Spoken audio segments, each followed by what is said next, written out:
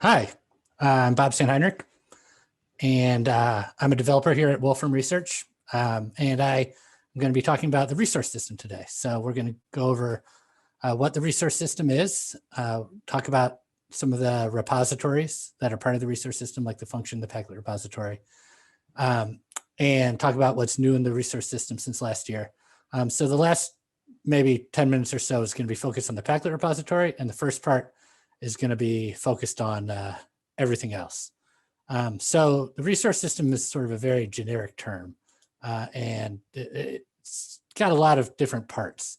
So, it can be a little confusing of what we mean when we say it. So these are all true statements about the resource system. It's a platform for distributing Wolfram language content. So when we have some piece of content that our users might want, but we don't want to put it in an application because maybe not everyone wants it. We kind of want to download it on demand. More and more over the last few years, we've been distributing it through the resource system. So obviously there's a server that has to host that content, and that server lives in the Wolfram cloud. The resource system is also a suite of functions in the Wolfram language for accessing, downloading, and integrating that content into your code. The resource system is a collection of websites for exploring what content is available and finding good content for you and seeing how it works. It's also notebook-based tools for creating content. And the term that we use for this is definition notebooks. And we're going to look at a definition notebook a little bit later here. And the resource system can also be thought of, and I think this is the way that most people tend to think of it, as independent collection or a collection of independent repositories, each of which has a different kind of content. So that's the next topic here is what are the repositories? So the three repositories that you might be familiar with that have been around for a while and are public and we talk about a lot are the data repository, the neural net repository, and the function repository. So hopefully you've had a chance already at some point to interact with one or all of those. And at this conference, we're also announcing the upcoming Paclet repository and a beta release for the Paclet repository. So that's really exciting. And like I said, that's going to be the last chunk of my talk. The resource system is also under the hood, part of what powers several other projects like the Notebook Archive, Demonstrations Project, and Wolfram Models, which are part of the Wolfram Physics Project. You wouldn't know from using any of those things that the resource system has anything to do with them, but it's part of the technical infrastructure there. And there's also a list of repositories that'll be coming at some point in the future. That you might have seen a talk by Piero earlier today about a blockchain repository that should be coming soon. There are others as well. All right, so how do you find and use content from the resource system? Well, to find something that's appropriate to you, you usually are going to search. So there's two ways to search. You can search online. So we have resources.wolframcloud.com is the home site of the resource system. You can search there and you see we have a mix of different type of content. These little orange icons means it's a function. These little Greek building icons mean it's a data resource. And these little network icons means it's a neural net. And any one of these that you click on will take you to a dedicated web page for that resource. And it'll tell you what it is. It'll describe it. It'll tell you how to use it. And it'll have examples that you can copy by clicking on them, put in a notebook, and run right away. So all this stuff in all these repositories runs right away in Wolfram language anywhere is the main story here. So just like you can search online, you can also search in the language using the function resource search. So this is going to give most of the same results we just saw, but this search is more than just a public repository. This is also searching my own custom resource objects. So things that I might have stored locally on my computer or things I might have deployed to my cloud account. This will find those as well. If you'll scroll and let's see, this last one is one of those. This is not in a public repository. That's something I made, I'm going to say about 4 years ago for another demonstration, for another talk. All right, so So how do you use content once you found it in the language? Well, each content type is integrated into the Wolfram language in a unique way that makes workflows for that content smooth.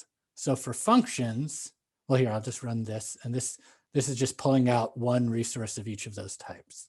So you've got one function resource, one data resource, one neural net resource.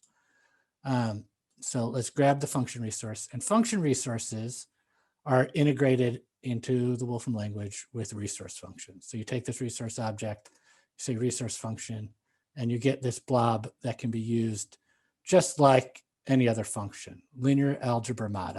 I'm not familiar with this one. I'm not exactly sure how to use it, but we can come here. Oh, this is a little complicated. Let's see if this works. That's not working right now. Let's grab a different one. Let's grab one where it's gonna just have a straightforward click to copy for a quick demo. Biased rescale. There we go. Biased rescale. So you can just take this guy, put it here, and it works right away. And this typed out resource function is the same thing as the blob, right? You can take this pill-shaped blob and use that equivalently. So resource function takes the resource objects and just makes them work immediately in Wolfram language anywhere. And that's the same story for the other types of resources. So if I have a data resource, let's see, what do we get here? Oh, here's the one that from my cloud account. So this is not published in the data repository. This is just a data resource that I deployed to my cloud account. And you can see the icon's kind of black and it has this little globe on it. That's how I know that it's not in the public repository.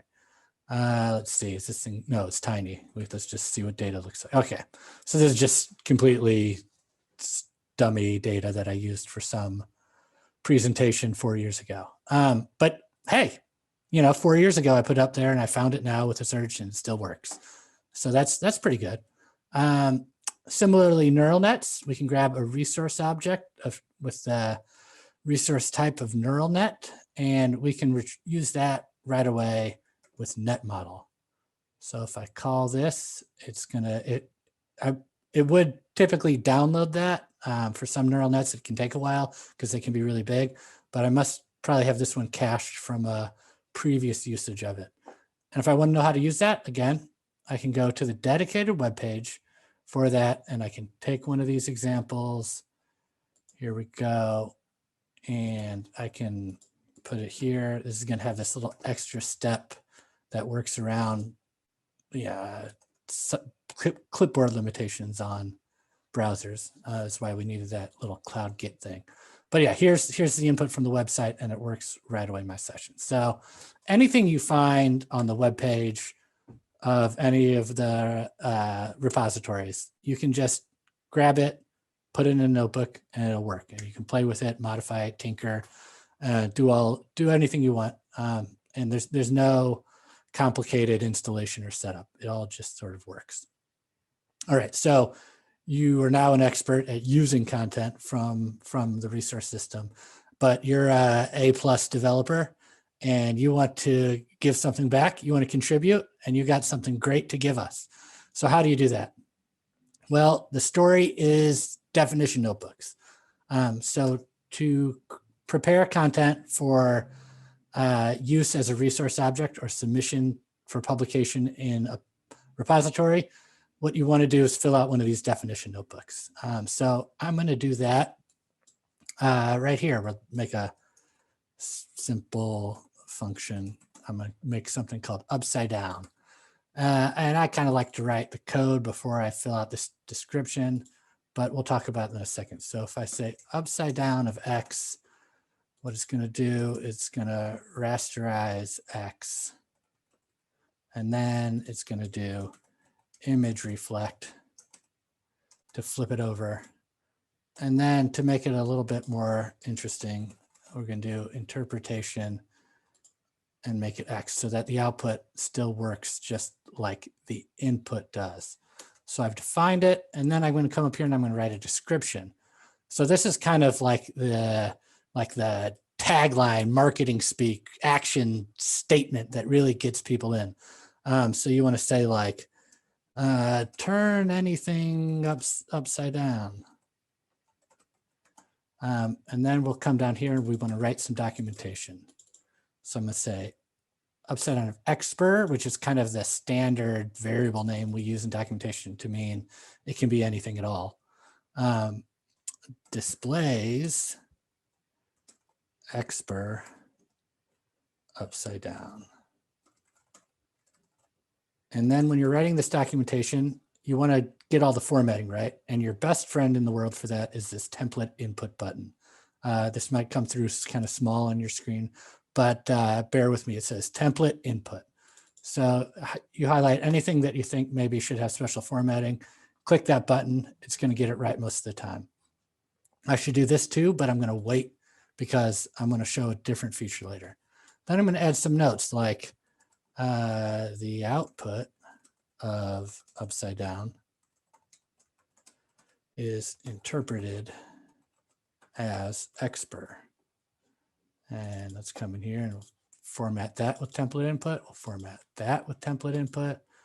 And there we have some pretty lightweight documentation that took about a minute to write. It's not so bad. And then I want to write some examples. So I'll say, turn some text upside down. And then I say upside down, of course, hello world. And it does it. So you want to start off with like the dead simple case. If you can make the very first example, your function applied to inputs and gives outputs, then you're doing all right. If you have to have some sort of big build up to your function, sometimes it's necessary, but a lot of times that means that there's conveniences that you should build into your function so that it has a simple use case. All right. Then I'm going to go down and add some more examples. How about turn data upside down? So I'll copy this guy, come down here. How about random real? This is probably how I generated that data that was in that data resource from 2017. All right. So here we have this, and now I want to show off that the output, when copied, is still interpreted as data. Copy this guy and then say something like min max, max. There we go. And now I'm going to keep going, add another example.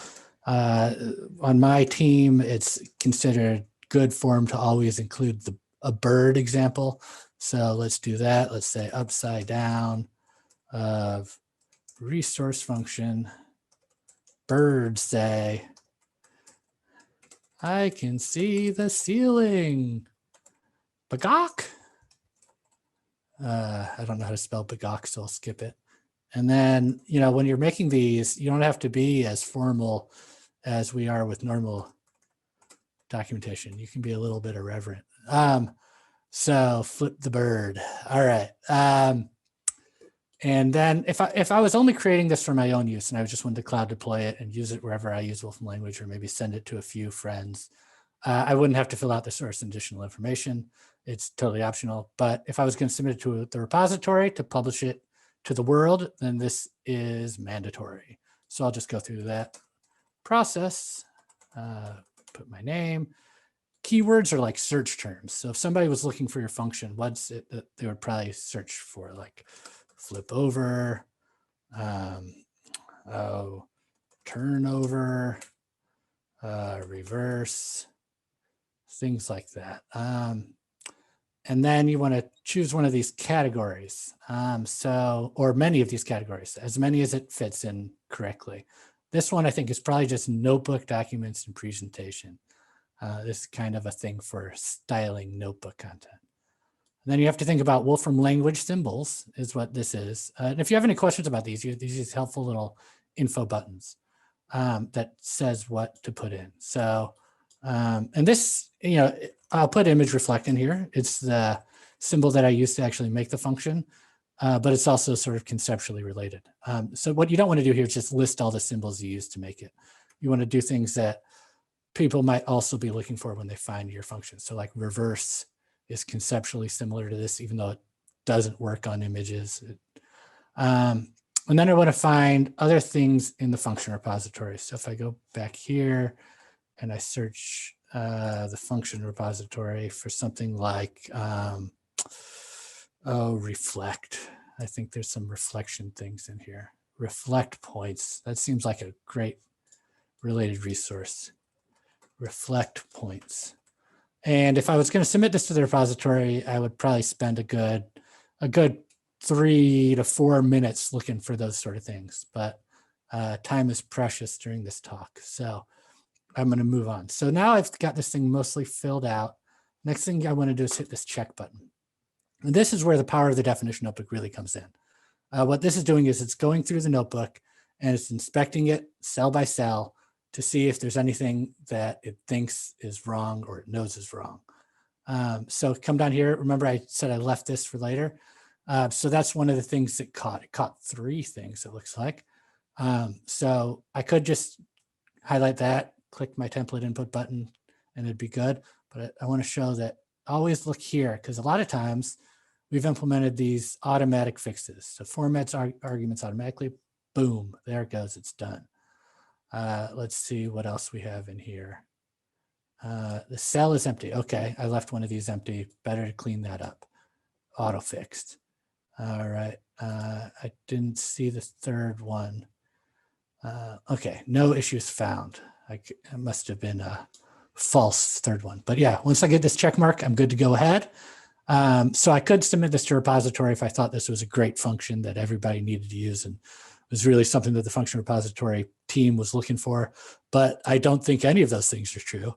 So I'm just going to deploy this to my cloud account. So I'm going to say deploy publicly in the cloud. And this takes maybe a minute. And what's going to do is it's going to create a cloud object in my cloud account. And it's going to have a web page that shows the examples in the document. So here's the documentation I wrote. Here's the examples I wrote. And all of this stuff works just like the published pages on the public repository. If I grab one of these guys, I can come back to a new notebook. I can paste it in, and you'll see that instead of just saying resource function of upside down, it has this whole URL in here. So this isn't just for me. This is for anybody that I want, that I can give this to. I can email it to my buddy who loves turning things upside down. I can email it to my enemy who hates turning things upside down. Anything I want, and they can use it right away. So really, this cloud deployment is something that we haven't really highlighted a lot in the past, but it's a really nice workflow that people should use more. And new in version 13, the first time you deploy a resource from version 13, one of these is going to be made. And I'm not sure how you're going to find it. We're still figuring that out.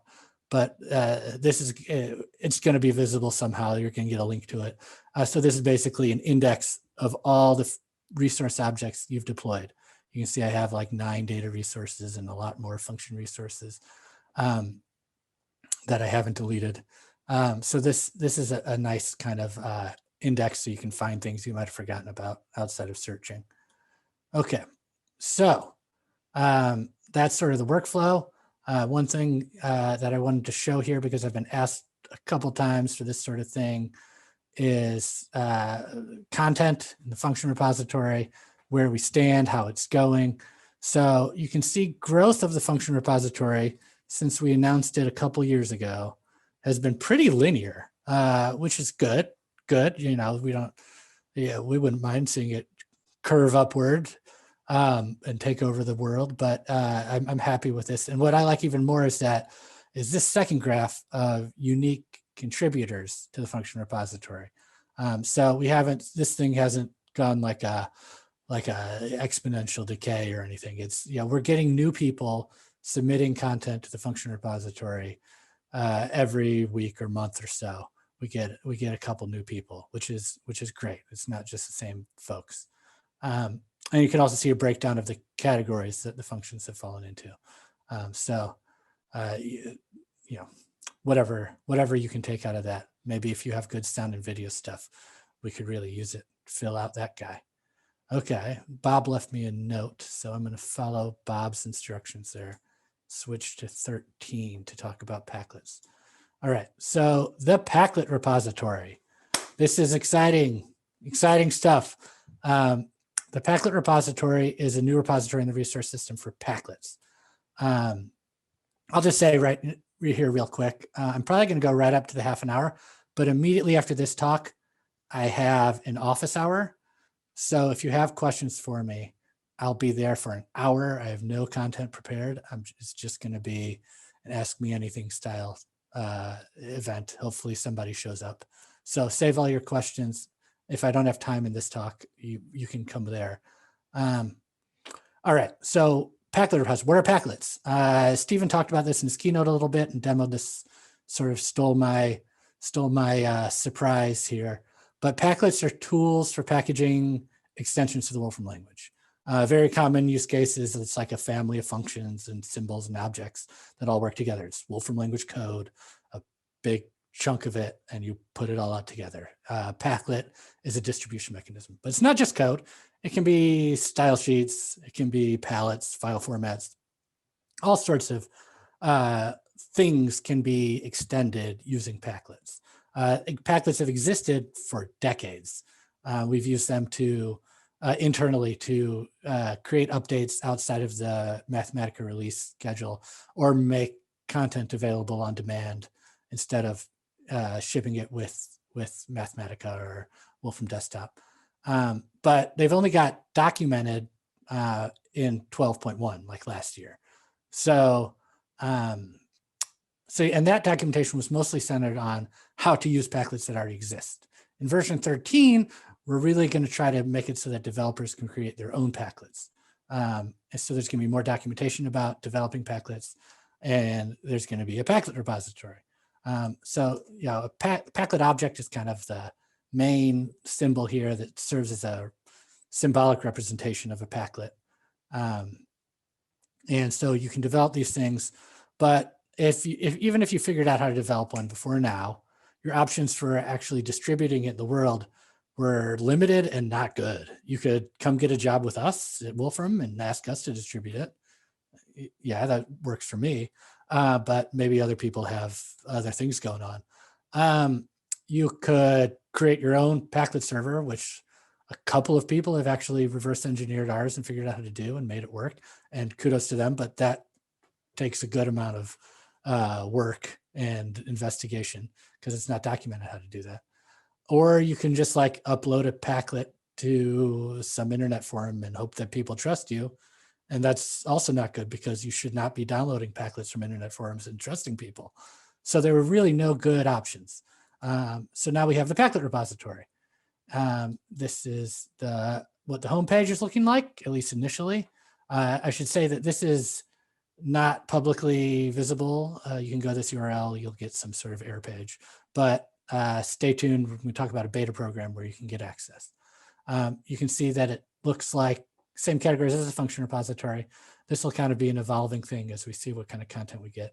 We only have a small handful of Paclets so far. This will be growing through both internal and beta user contributions. But you can go to any one of these and it's like its own little dedicated website. So there's this landing page with information about it. There's a guide page, there's examples, and each function in the Paclet can have its own reference page that works just like the documentation online. And all of these things you can click to copy and use right away, which is the next thing I'm going to talk about is how you use Paclets from the Paclet repository. There's kind of two ways to do it, with Paclet symbol and with Paclet install. So Paclet symbol is a new thing in version 13. So if I say Paclet symbol and I have the name of a Paclet and the name of a symbol, it just becomes the symbol in that Paclet. So I can use Paclet symbol to sort of refer to symbols inside, and I can apply them to arguments if they're functions, and it all just works. So this is a Paclet that's on the Paclet repository, and it knows how to resolve to a symbol, and it just works. And the important notes about this is you don't need to call needs, you don't need to call get. It doesn't modify the context path, which is important because if you have a couple of Paclets from the Paclet repository that have the same symbol name in different contexts, you wouldn't want to create conflicts of shadowing and just be a mess. So not adding it to the context path and just using the fully qualified symbol is the way to go when you're experimenting with something. Right, it returns a symbol. It's not like an inert wrapper, like resource function. If you evaluate it, it stays resource function. It doesn't become a symbol. This one becomes a symbol. And also it goes out and looks for Paclets if they're not installed. If a Paclet's already installed, it'll use it hunky-dory, all good. If it's not installed, it'll go out and try to find it in all these places. It'll download it, but it won't permanently install it. It'll just unpack it and make it available so that you can use it. But if you quit the kernel, then it won't be installed. You don't have to Paclet uninstall or try to figure out how to unbreak your entire installation because you accidentally installed a Paclet you didn't want. Paclet symbol will still work because it'll find it again. All right, so that's sort of the way to do things initially when you're experimenting with a new Paclet. For long-term use, once you've decided that this Paclet's great, you trust it, you want it to be part of your workflow, you want it to be there every time, is to use Paclet install. So I could say Paclet install of resource object works in 13, it installs it, and then I can call needs if I want to work with it that way. And then this is sort of the traditional Paclet workflow where it modifies my context path. I don't need the context, I can just use the symbols immediately. And now this Paclet is installed and it's going to be there at startup every time unless I use Paclet uninstall. So that's how you use Paclets from the Paclet repository. Some restrictions and conventions to talk about. You notice that all of my stuff started with Bob. That's my publisher ID. If I say $publisher ID, it says Bob. And so in order to allow people to create their own Paclets without reviewers having to look at huge Paclets and decide which one is the one that should get the name quantum computing, what we're doing is you can publish your own Paclets. There's no review. You have the power to publish Paclets as long as they live in your publisher ID space. So the Paclet name has to start with the publisher ID. The symbols in the Paclet need to be in the context of the publisher ID. You need to document your functions and your symbols, and you need to fill out a Paclet resource definition notebook. So just like the function definition notebook we looked at earlier, we have a Paclet one. And I definitely don't have time to go through and fill one out. So I'll just scroll through. It looks kind of like the function one, but has many different features. This sort of file browser is created automatically. You don't have to make that. And then this is sort of the content that ends up on that main landing page on the website. And there's examples that'll work for users immediately. And there's all sorts of metadata. There's this new compatibility section so that if your Paclet doesn't work in a given environment, you can tell us that, and users will be warned before they try to use it in an incompatible environment. So if you're interested in using the Paclet repository in the beta stage or even submitting content to it, please do. We have a beta program. These are all these things are pointing at the same web form. So I'm just going to leave this here for a few seconds, for a minute, so you guys can use whatever zippy zappy tool you want to use to get to that web form and tell us your email address, and we will get you signed up for the beta program. All right, and last thing I want to mention is other Paclet talks. So there's 3 more talks about Paclets. This one tomorrow I will be in. It'll be more in depth and focused on Paclets than this one that had all the other resource system stuff. There's another one tomorrow about developing Paclets. So I'm not going to talk about how to make a good Paclet. I'm just going to assume you do that. But this talk on Thursday will tell you how.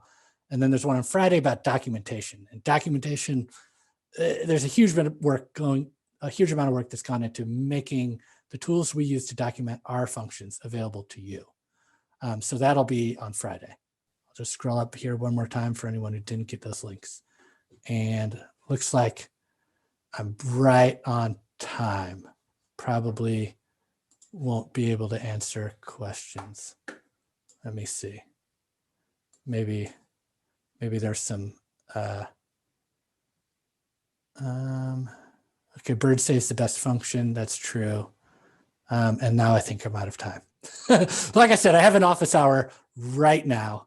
So I'm going to switch over to that in case people are waiting for me there.